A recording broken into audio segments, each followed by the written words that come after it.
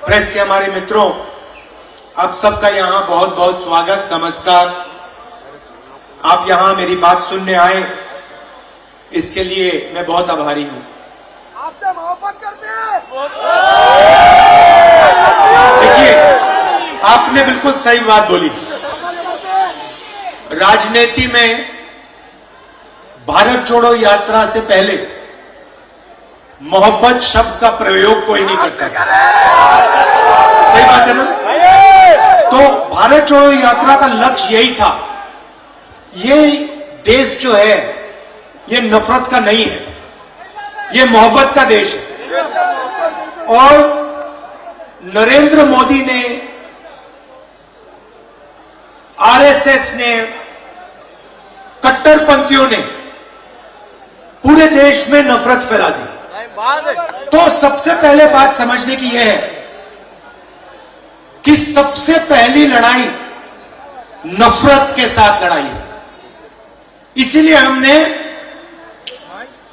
भारत छोड़ो यात्रा में बहुत सुंदर नारा दिया, नफरत के बाजार में मोहब्बत की दुकान खोलनी है। और भारत छोड़ो यात्रा ने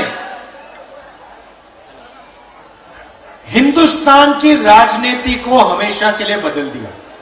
और पहली बार,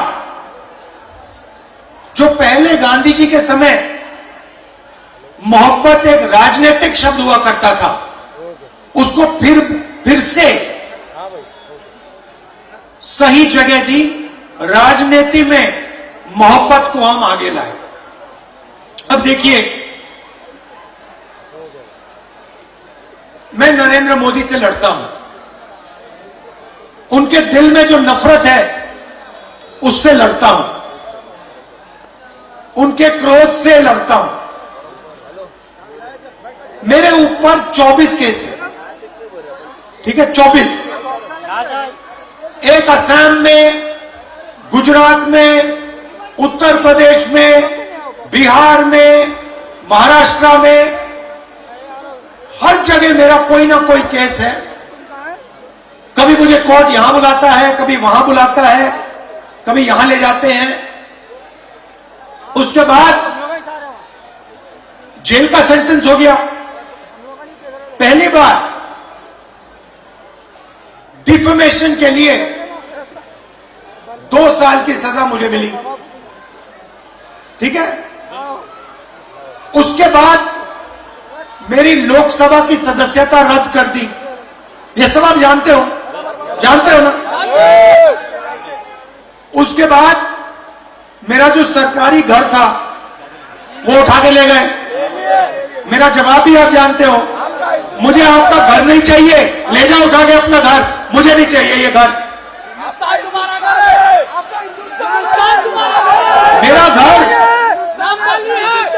उस इमारत में थोड़ी है, मेरा घर हिंदुस्तान के करोड़ों गरीब लोगों के दिल में है। मुझे तुम्हारे घर की क्या जरूरत है? तो ये मैंने बोला।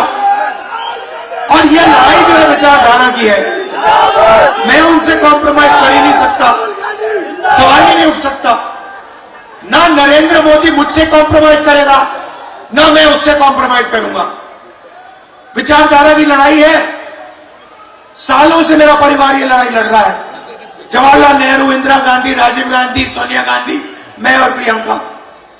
अब मैं आपसे सवाल पूछना चाहता हूं, मेरे ऊपर 24 केस, ओवैसी जी के ऊपर कितने केस? एक भी केस नहीं। मेरे ऊपर ईडी, सीबीआई, जो भी एजेंसी है वो 24 घंटा मेरा पीछा करते रहती है। ओवैसी जी के पीछे कौन सी एजेंसी है? ना ईडी, ना सीबीआई, ना इनकम टैक्स। खुला रास्ता दे रखा है नरेंद्र मोदी जी ने। तो सवाल उठता है कि ओवैसी जी पे एक भी केस क्यों नहीं? ओवैसी जी की सदस्यता रद्द क्यों नहीं हुई? ओवैसी जी का घर क्यों नहीं लिया गया? क्योंकि ओवैसी जी नरेंद्र मोदी की मदद करते हैं। सीधी सी बात है, सीधी सी बात। मैं आपको बताता हूं, असम में चुनाव होता है, एक तरफ बीजेपी, एक तरफ कांग्रेस पार्टी,